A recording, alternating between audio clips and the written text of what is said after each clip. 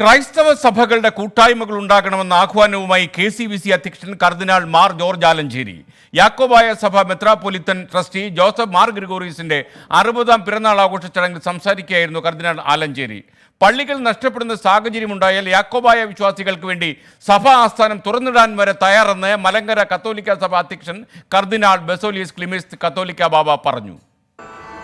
ക്രൈസ്തവ സഭകളുടെ കൂട്ടായ്മ വിളിച്ചോതുന്നതായിരുന്നു ജോസഫ് മാർ ഗ്രിഗോറിയസ് മെത്രാപ്പോലിത്തയുടെ 60ാം പിറന്നാൾ ആഘോഷ ചടങ്ങ്. യാക്കോബായ സഭാധ്യക്ഷൻ ബസേലിയസ് തോമസ് പ്രഥമൻ കാത്തോലിക്ക ബാബ അധ്യക്ഷത വഹിച്ച ചടങ്ങ് സീറോ മലബാർ സഭ മേജർ ആർച്ച് ബിഷപ്പ് കർദിനാൾ മാർ ജോർജ് ആലഞ്ചേരി ഉദ്ഘാടനം ചെയ്തു.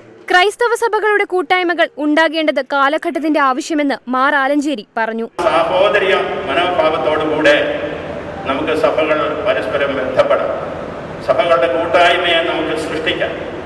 കോടതി വിധിയെ തുടർന്ന് പള്ളികൾ നഷ്ടപ്പെടുന്ന സാഹചര്യത്തിൽ മലങ്കര കാത്തോലിക്ക സഭയുടെ പള്ളികൾ തുറന്നുകൊടുക്കാൻ ഇനിയും തയ്യാറെന്ന് മേജർ ആർച്ച് ബിഷപ്പ് കർദിനാൾ ബസേലിയസ് ക്ലീമസ് കാത്തോലിക്ക ബാവ പറഞ്ഞു. ഞങ്ങളുടെ സഭയുടെ ആസ്ഥാന ദേവാലയമായ പട്ടം സെന്റ് മേരീസ് കത്തീഡ്രലിൽ വിശുദ്ധ കുർബാനയ്ക്ക് ആവശ്യം വന്നാൽ ആ തിരശ്ശീല നിങ്ങൾക്ക് വേണ്ടി തുറക്കപ്പെടും എന്നുള്ളത് സന്തോഷപൂർവ്വം ഞാൻ അറിയിക്കുന്നു.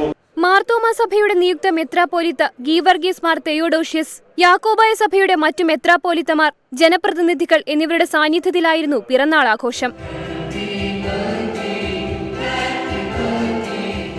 മറുപടി പ്രസംഗത്തിൽ പള്ളിത്തർക്കത്തെക്കുറിച്ച് പറഞ്ഞപ്പോൾ മാർ ഗ്രിഗോറിയസ് വികാരാധീനനായി.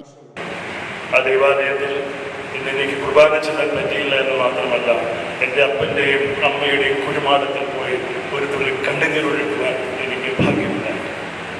24 കൊച്ചി.